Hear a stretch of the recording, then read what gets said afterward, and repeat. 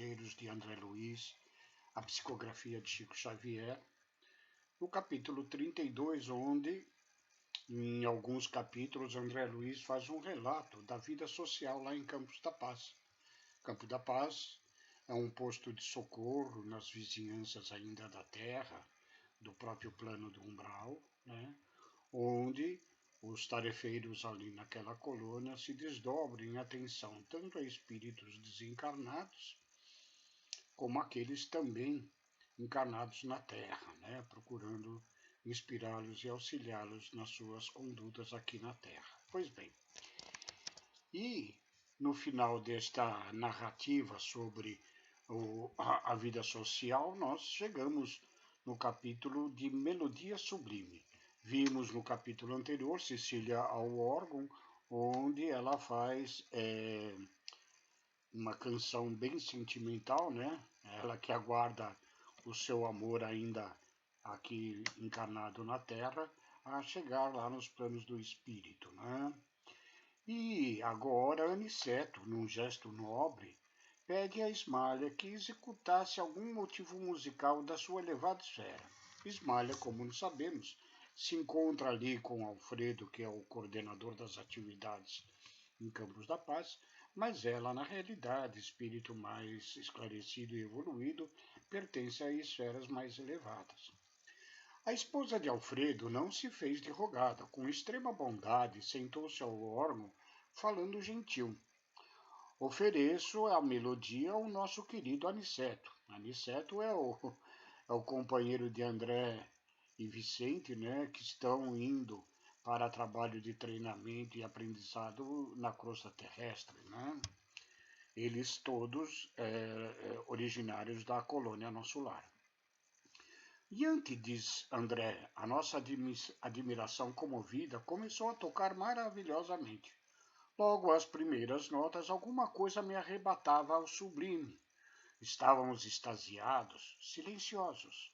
A melodia, tecida em misteriosa beleza, inundava-nos o espírito em torrentes de harmonia divina. Penetrava-me o coração um campo de vibrações suavíssimas, quando fui surpreendido por percepções absolutamente inesperadas. Com assombro indefinível, reparei que a esposa de Alfredo não cantava, mas no seio caricioso da música havia uma prece que atingia o sublime. Oração que eu não escutava com os ouvidos, mas recebia em cheio na alma através de vibrações sutis, como se o melodioso som estivesse impregnado do verbo silencioso e criador. As notas de louvor alcançavam-me o âmago do espírito, arrancando-me lágrimas de intraduzível emotividade.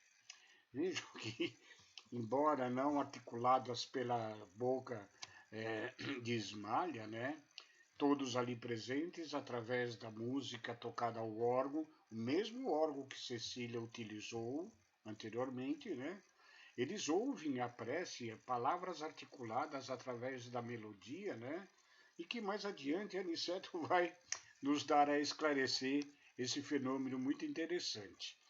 E a prece que André relata, que ele consegue perceber, cantada por Ismália, diz o seguinte: Ó Senhor Supremo de todos os mundos e de todos os seres, recebe, Senhor, o nosso agradecimento de filhos devedores de teu amor. As preces a Deus devem ser sempre em agradecimento.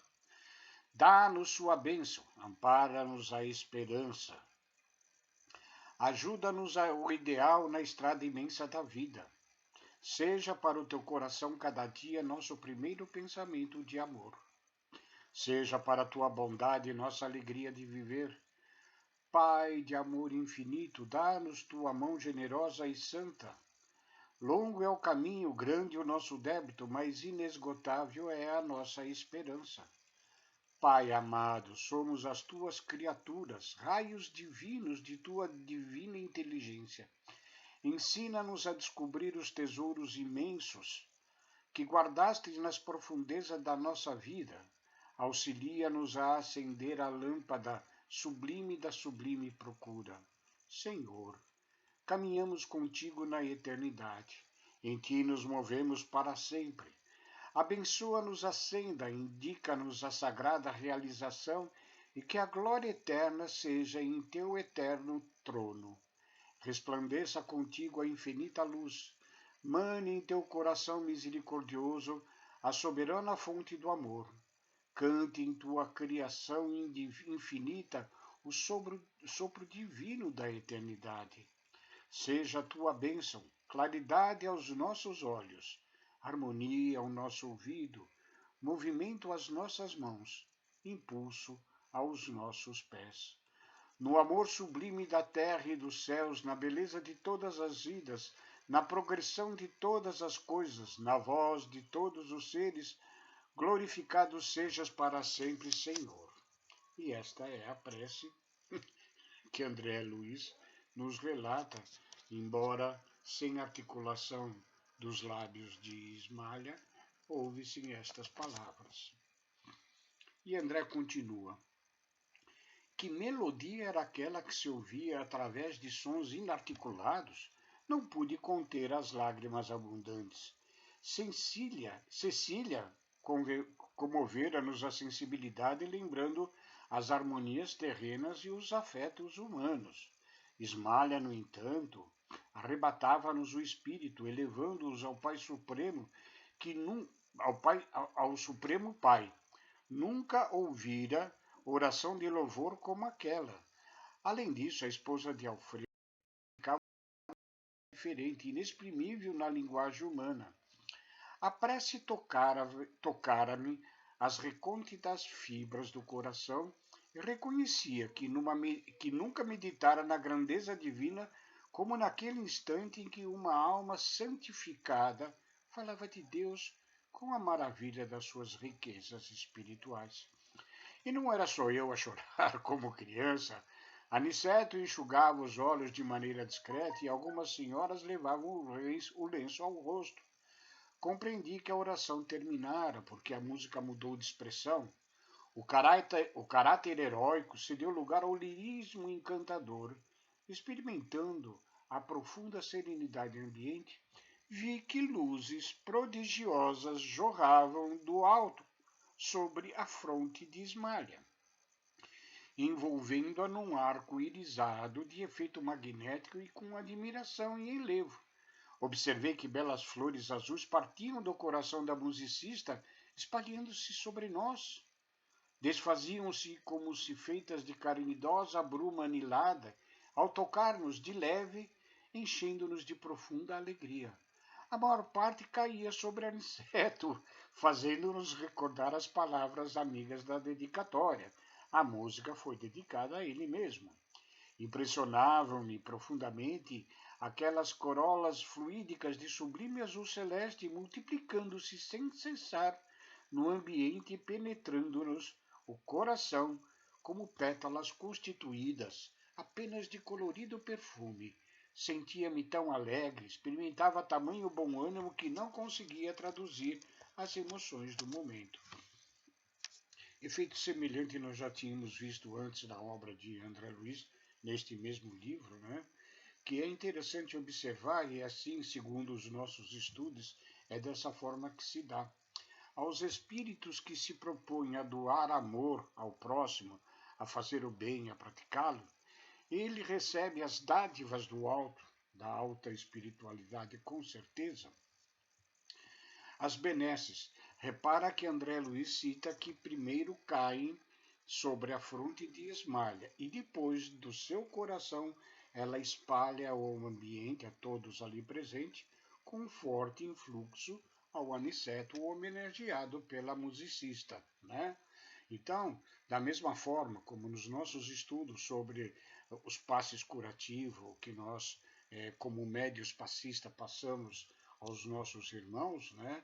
Nós sabemos que recebemos do alto, da espiritualidade, e os efeitos dessa benesses do plano superior sobre nós, conjugado com os nossos próprios fluidos, que nesse momento colocamos como dádivas do nosso próprio ser desinteressadamente, plano espiritual e plano material se unem em benefício do nosso próximo. Continuando os relatos de André Luiz, mais alguns minutos e Ismália terminou a magistral melodia.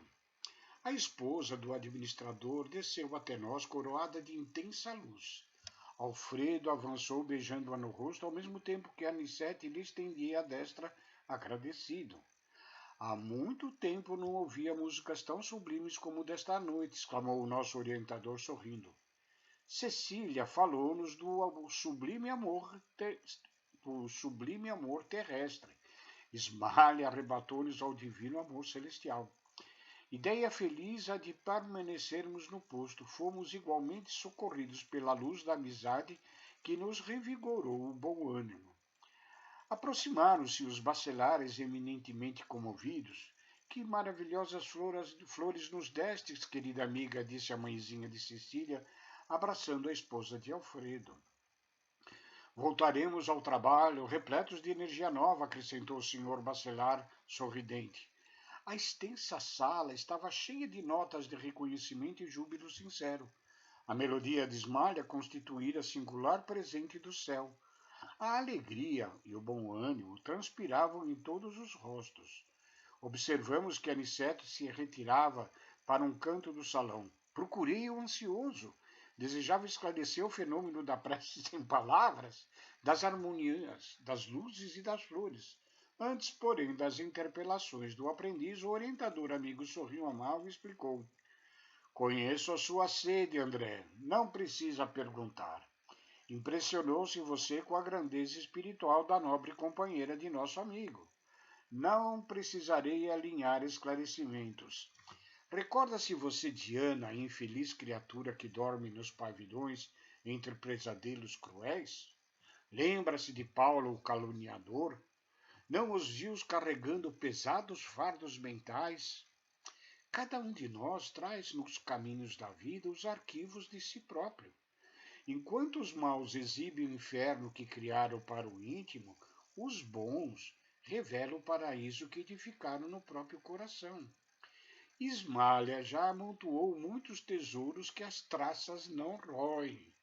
Ela já pode dar da infinita harmonia a que se devotou pela bondade e pelo divino amor. A luz que vimos é a mesma que jorra do plano superior, de maneira incessante inundando os caminhos da vida. Mas a melodia, a prece e as flores constituem sublime criação dessa alma santificada.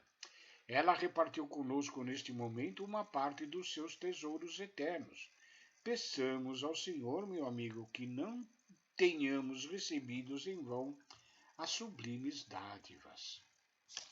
E assim termina essa maravilhosa lição e esse relato de o André Luiz, né, revelando que de fato, né, ainda que nós imperfeitos carregamos as nossas imperfeições no íntimo, né, mas espíritos que, como o Ismália, já atinge planos mais elevados da criação, né, traz dentro de si benesses maravilhosas de Deus e, por bondade suprema, as distribuem para todos nós, né? Sigamos no nosso caminho evolutivo para atingirmos estes níveis, para que possamos também distribuirmos amor a todos os nossos irmãos, como Jesus nos ensinou. E aqui termina este capítulo e termina nesse momento as questões que vimos estudando a respeito de Campo da Paz, dos serviços, dos trabalhos ali realizados, da vida social que se desenvolve no meio destes trabalhadores do bem. E no próximo capítulo, o 33, que se denomina A Caminho da Crosta, que é exatamente quando Aniceto, André e Vicente irão a trabalho, aprendizado e treinamento à crosta terrestre, que nós veremos brevemente. Fiquem com Deus, muito obrigado e um beijo a todos.